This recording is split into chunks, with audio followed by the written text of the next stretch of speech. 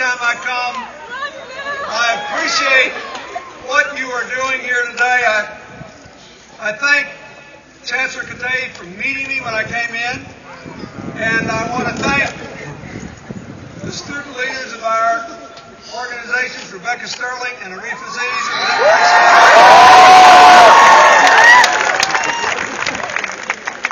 And I want to thank John Garamendi for telling you to register to vote, because otherwise this is just an excursion on a Sunday afternoon.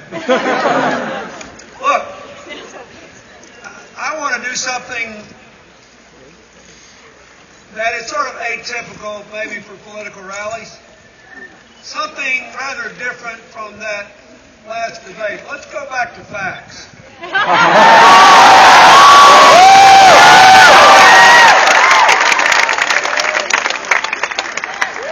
People that ask questions in debates used to be called moderators, and they were supposed to like ring a bell or something. And somebody said something that wasn't so.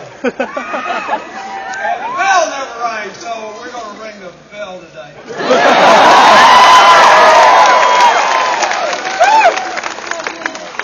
First thing I want to say is, if you look at this crowd and you look at these guys, you see what America is about. We have standing on the stage 4 people who believe for very different reasons that a country of we're all in this together works way better than a country of you're on your own. A country of shared prosperity with a growing middle class and where poor people have a dignified, honorable chance to work their way into it is down.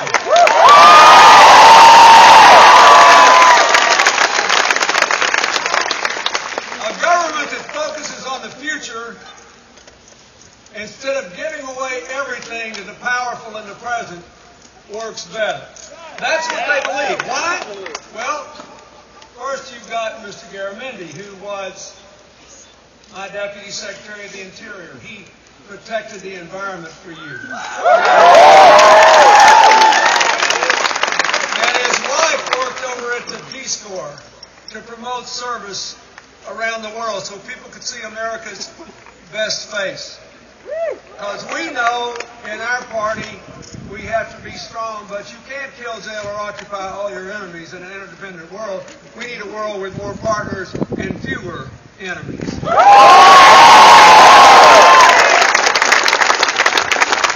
that, he was a vast farmer with a big family, or a rancher. So I asked him about the price of cattle. I asked him about the price of alfalfa. We were talking.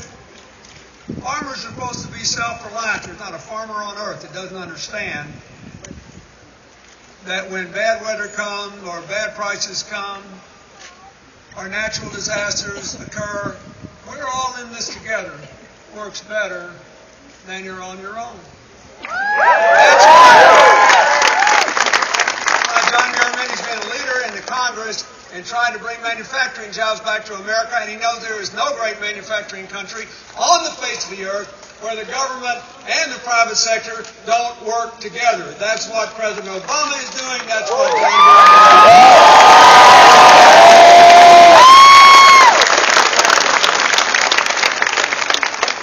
Then you've got Dr. Vera.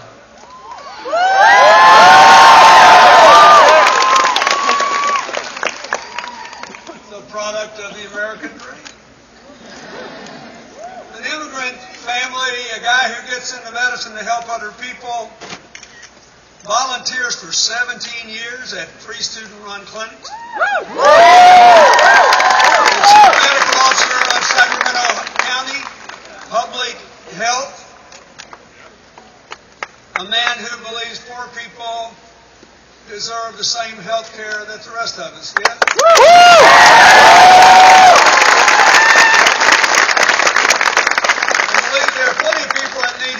So medical professionals ought to worry about giving it to them instead of trying to control women's choices.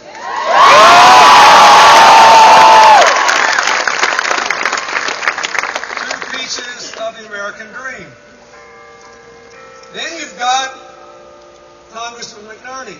One thing he didn't tell you is that for years and years, Long before it was fashionable, before he ran for Congress, he was in the wind turbine business, supporting wind energy. The United States ranks first or second in every major survey in the capacity to produce electricity from the sun and the wind. You want to know one big difference between the two presidential candidates? Barack Obama and the Congress supporting him have done more to take us from the back of the pack to the front of the pack in the production of solar and wind energy than any administration in history. And his opponent says we got to get rid of those tax credits for wind. We got to get rid of those. I'd rather have a guy that worked more than 2 decades to prove that wind energy is good economics and good for the environment, and who understands if you want to save the planet, you can't ask people to turn out the lights. You have to make energy more efficient, and you have to make it cleaner, and you have to find a way to make it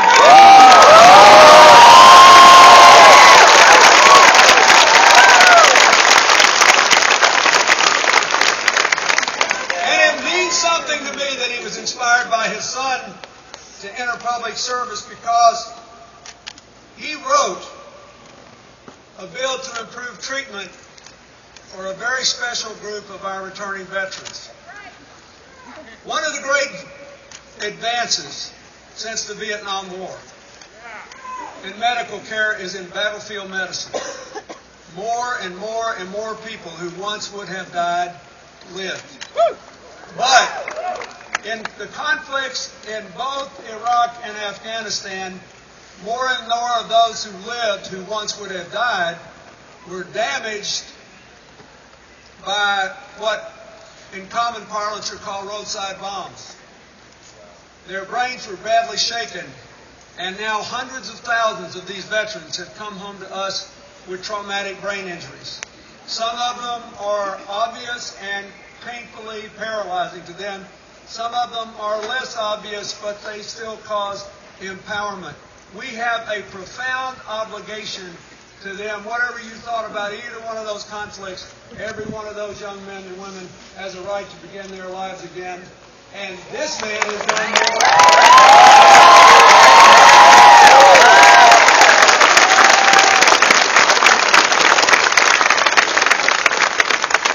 And then you have Jose Hernandez, who started out in a family of migrant farm workers, got all the way to graduate school, went to work at the Livermore National Lab, worked on nuclear nonproliferation in Russia, one of the great success stories of the last 20 years.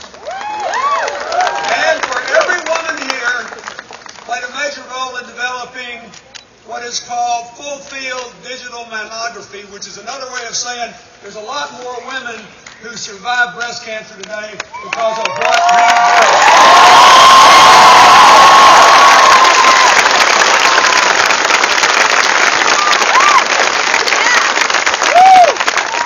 And when Mr. Romney talks about how dependent we all are of us Democrats who don't believe in self-reliance, he tried not once, not twice, but 12 times until he was finally accepted as an astronaut and went into space to the space station for us. We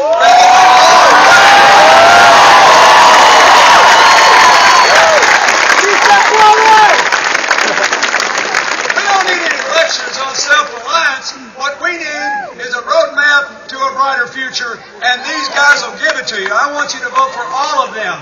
They represent America. Now, you can't vote for all of them at once. You got to be in one of their districts, but you get the point. I mean, even though the other guys are trying hard to keep you at home, I want you to vote just once.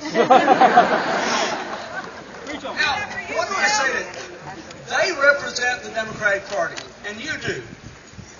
Our future, our diversity, our focus on the future, our unwillingness to advance ourselves at the expense of others who, through no fault of their own, cannot defend themselves. And I want you to just think about this. this is what really matters. You know, sometimes I think the most popular line in my speech at the Democratic Convention in Charlotte was arithmetic.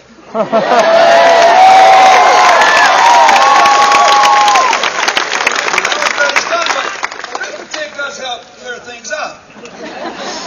For example, in the last 50 years, since 1961, 52 years now, since January of 61, the Republicans had the White House 28 years. We had the White House 24 years. 66 million private sector jobs have been created. What's the job score?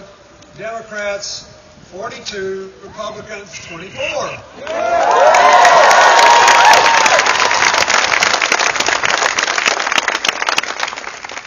President Obama has faced roadblock after roadblock after roadblock in the last 2 years, but thanks in no small measure to the initiatives adopted in the first 2 years of his presidency, since the beginning of 2011, or 2010, and basically 2 years and 9 months, the private economy has produced 5.3 million jobs. That is twice as many as were produced in the 7 years of the Bush administration after the first little recession in 2001 and before the crash. We won't count the crash against him. Even if you don't, Obama wins 2-1. Why are we talking?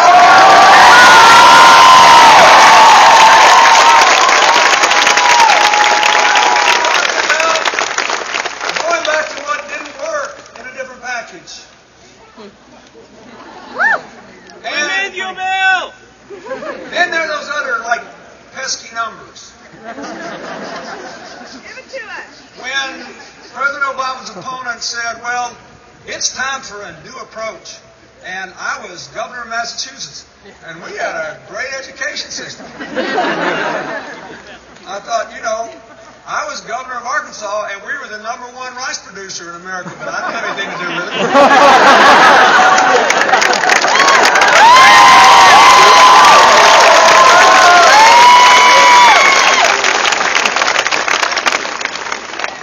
What a governor's supposed to do is create jobs, right? He said that's what he's good at. So during that period of time, what does the arithmetic tell us? His state, with one of the finest technology bases in America, ranked 47th in job creation and 48th in new small business creation. Somehow that sort of escaped the ether because it was a fact.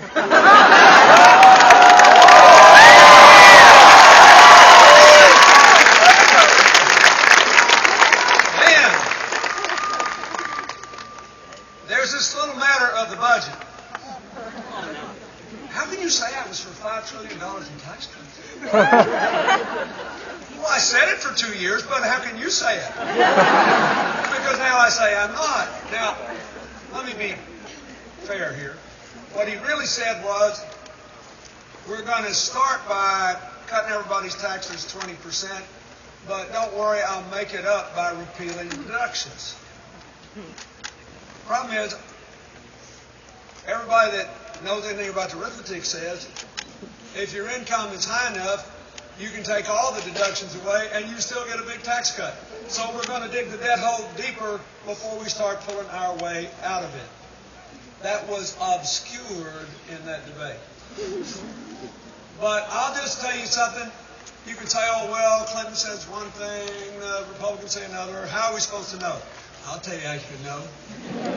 There is only one campaign, President Obama's. They actually have published a budget on the internet. You can go and look at it. They have been making promises for 2 long years in that whack-a-mole Republican primary. Promise after promise after promise after promise all the way through their convention. And you can't find their budget on the internet. President Obama's opponent won't put it up. Why? Because the numbers won't add up. They haven't figured it out yet, so they just keep sort of kicking the can down the road and say, I'm different, I'm different, I'm different.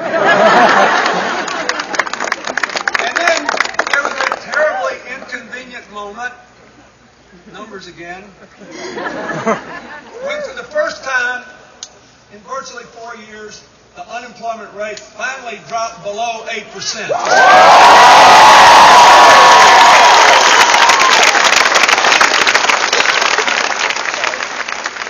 Honestly, I never saw such a bunch of long faces in my life.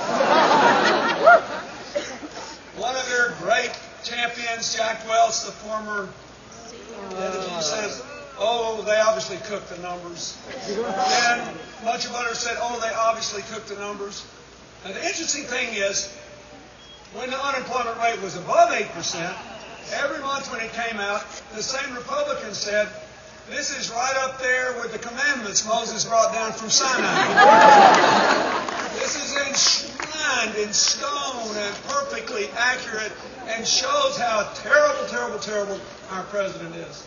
But oh, when it dropped below 8%, all of a sudden, it's a colossal fraud. Now, I sympathize with the Republicans because they worked really hard on their number one priority, which was to keep unemployment above 8% until the election. And it's disappointing when you work hard for 3 years and 8 to 9 months on something, and you get it there, almost get there to the finish line, and poof!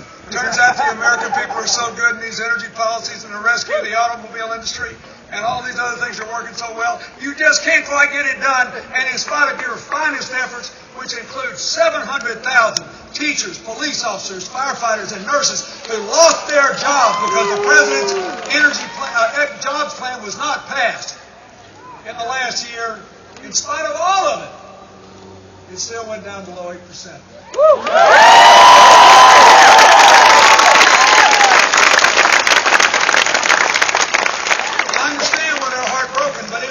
For America, and it proves that a clean energy, modern economy, that a manufacturing economy with 500,000 new manufacturing jobs, 250,000 of them in the automobile industry, because of a restructuring plan which the Republican nominee opposed and opposes to this day. He said we should have let them go. It would have cost those 250,000 jobs plus 1 million more in the auto parts supply business, which explains why the auto companies that didn't get the help were for the legislation. Because they know we're all in this together. It works a lot better than you're on your own. You need to support the president.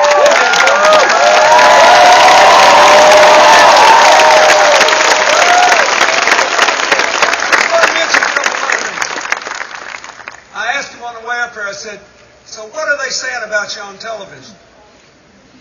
And he said, oh, they're repeating Governor Romney's claim that we robbed Medicare of $716 billion. He said, it's all over the television. And they can do that because the Citizens United case hung a for sale sign on the seal of the United States. It was a disgrace. But there is the arithmetic. Here's what really happened. Okay? Every so often, there's a group of doctors and other healthcare experts who review what we're paying for Medicare services. And they said this time, your inflation costs are way higher than they need to be because older people are doing a better job of prevention, and some of these programs like Medicare Advantage are working a little better than we thought. So you don't have to increase prices as much as you think. That's all that happened. So the president, his administration said, okay, that makes sense to us, and it will really help because then we can add 8 years to the life of the trust fund on Medicare. It'll last 8 years longer. And we can use the money to close the donut hole for our seniors and save them about $600 a year.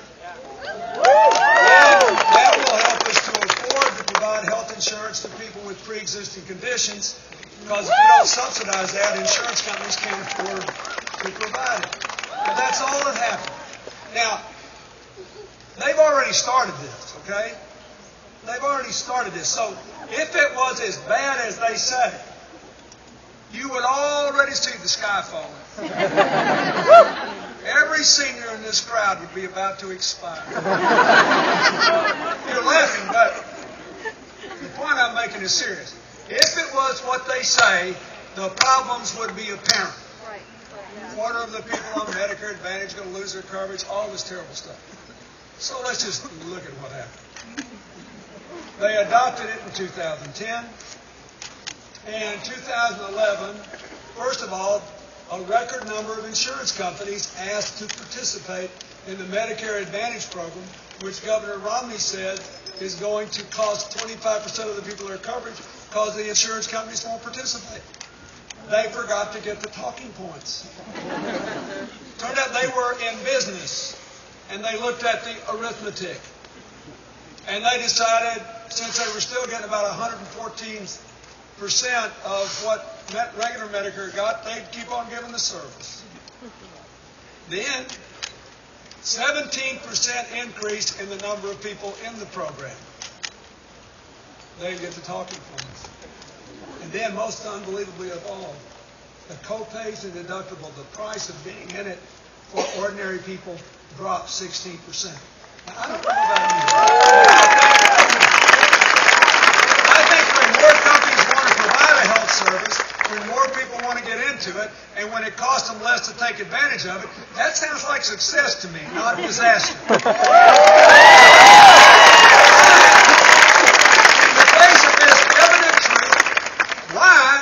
Keep running these ads.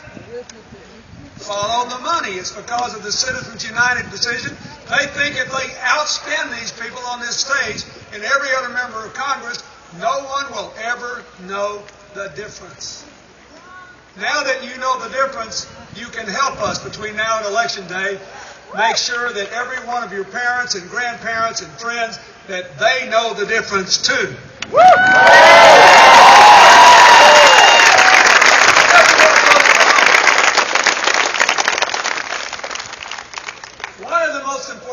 I think the president tried to do in this budget in the first 2 years is to ease the burdens on those of you who are trying to get a college education.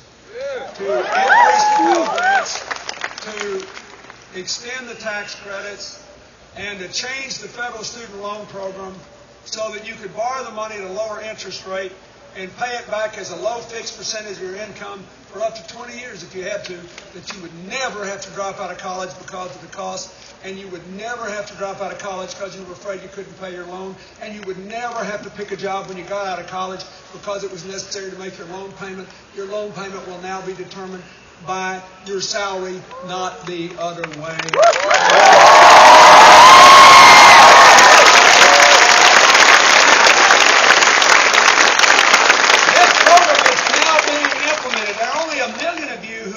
This option yet. But pretty soon everybody will, because nothing else makes any sense. Unless you hit the lottery.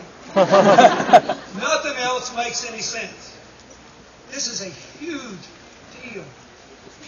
We have fallen from second in the world in the last 10 years to 16th in the percentage of our young people graduating from college. Not going, graduating. We have record numbers of young people in college now. Look around. And you know as well as I do. You know your circumstances. You know your friends. A lot of it is pure and simple the cost and the fear that it can't be financed or the debt can never be repaid. This is a huge deal. So what do Governor Romney and the Republican Congress want to do? They want to repeal that. Are they doing it to save money? No. Guess what? The current system over 10 years cost $60 billion less than the old system. Why? Because when the government loans the money to a school, and they make the money to the eligible students directly, instead of subsidizing banks to do it, the interest rates are lower. And when you, like every previous generation of young Americans, when you can afford to repay your loans, you do it virtually every time, so the default rate drops and the taxpayers save money because making it possible for you to repay your loans and means more of you will do it. Yes.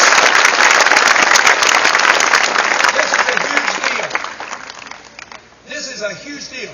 We got got to get back in the future business. Getting back in the future business means more people going to and getting out of college. Not every job requires a college degree, but in the 21st century, most jobs will be created by people who have them. We need you to finish, to get out of here with your degree, to go into a modern economy, to find good jobs.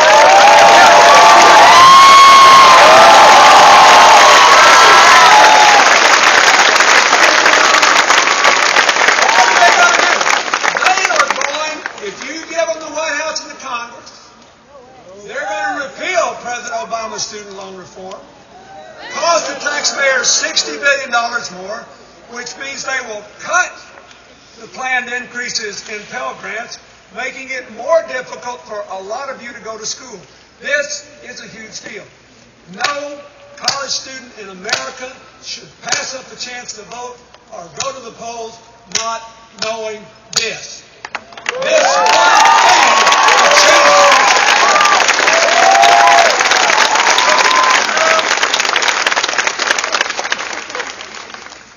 There you go.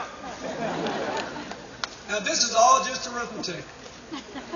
You can find it in their specific commitments, but you need an eyeglass because they try to say this just to the people who like all that red meat, and then they don't talk about it anywhere else. And they think if they leave it off of some website, it'll be all right. They can skate. And Citizens United gives the people who are going to benefit from all this unlimited access to the airways. But I'm telling you, I think people are smart enough to see through this. There's this popular phrase, the fog of war, how people get lost. And this is just fog. And there's a lot of it being spread around. The 4 people I'm on the stage with, 2 in Congress, 2 trying to get there, and each in their own way, they represent the American dream. They prove that a commitment to shared prosperity is better than trickle down, you're on your own. They prove that the best government works with the private economy to build new opportunities. And that the idea that the government is the enemy and you just got to gut it every time you turn around is wrong. That's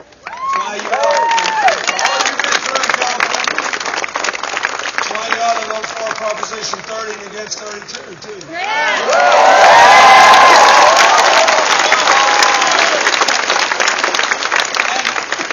look, all I know is what works. And my life is not in politics now. Most of the time, if it weren't for all this craziness going on, I'd still be just doing my foundation and working around the world. All I know is what works. You're awesome! What works is when you don't cut people out because they happen to be poor and can't finance their own education. What works is when you don't restrain growth because of too much income inequality. What works is when you don't compromise the future because you stick your head in the ground about climate change. Instead, you take on global warming in a way that creates jobs and creates opportunity.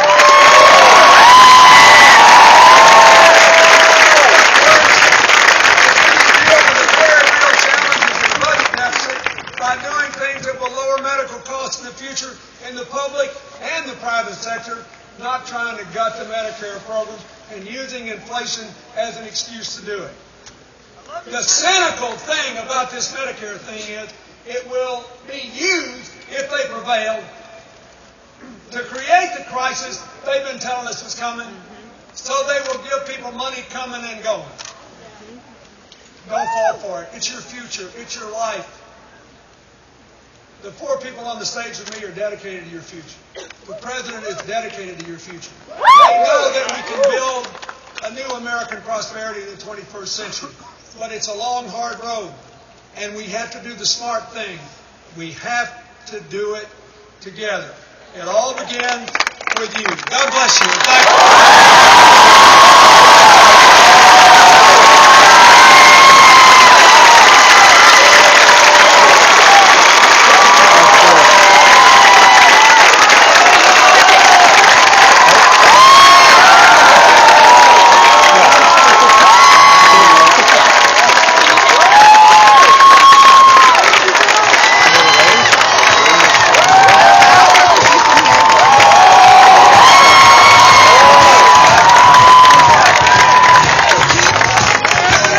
Yep.